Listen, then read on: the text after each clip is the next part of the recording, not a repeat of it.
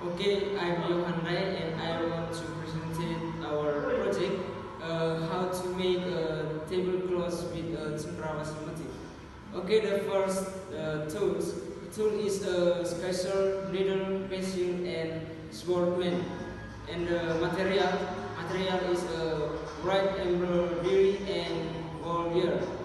And the steps, the first, prepare a white cloth, the sheets of a tablecloth. And the next, drawing motif on fabrics using a pencil.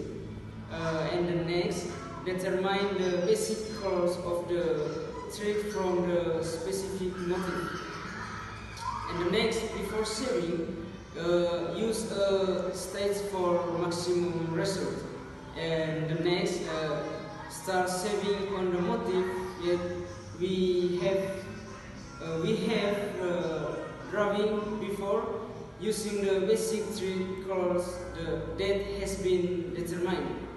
And the next, shape on the each side of the fabrics to make it look neat. And the last, the cendrawasih motif tablecloth ready to use. I think that's all from me. Thank you.